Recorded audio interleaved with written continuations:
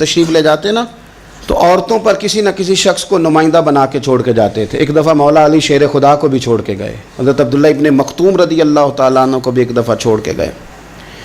ایک موقع پر نا حضور نے عورتوں کو ایک جگہ پہ چھوڑا پیچھے, تو وہ قلعہ تھا حضرت حسان بن ثابت رضی اللہ تعالیٰ عنہ, بڑا مضبوط قلعہ تھا. اس قلعے کے اندر خواتین ساری محفوظ کر کے ان کو وہاں بٹھا دیا گیا. حضور جہاد کے لیے چلے گئے.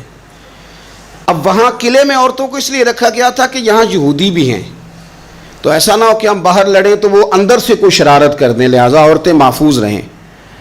حضرت حسان بن ثابت رضی اللہ تعالیٰ عنہ کی ڈیوٹی تھی تلوار لے کے حفاظت کرنے کی, تو ایک یہودی آ گیا. وہ اب ٹو کرنے لگا, تجسس کرنے لگا کہ یہاں عورتیں ہیں تو کوئی مرد بھی ہے کہ نہیں, دائیں بائیں دیکھنے لگا. حضرت صفیہ رضی اللہ تعالیٰ عنہ نے توجہ کی, جناب حسان بن ثابت سے کہنے لے 1 منٹ لگا اس کی گردن مار دے, ایسا نہ ہو کہ یہ جا کے بتا دے, گردن اڑا دے. حضرت حسان بن ثابت ذرا تھوڑی کوشش کرنے لگے, ارادہ کرنے لگے, آگے بڑھنے لگے, تو ابھی وہ تیاری میں ہی تھے تو حضرت صفیہ رضی اللہ تعالیٰ عنہ خود نکلیں پیچھے سے ہو کے, ذرا سا ایک ستون کے پیچھے چھپیں, ہاتھ میں بڑا سا ڈنڈا پکڑا.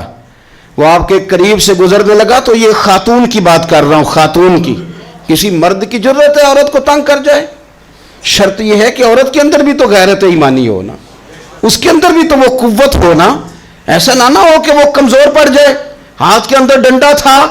جب وہ یہودی پاس سے گزرنے لگا تو اللہ اکبر کہہ کے بی بی نے اتنے زور سے مارا ڈنڈا, حضور کی پپھو نے ایک ہی ڈنڈا کھایا اور وہ زمین پہ ڈھیر ہو گیا.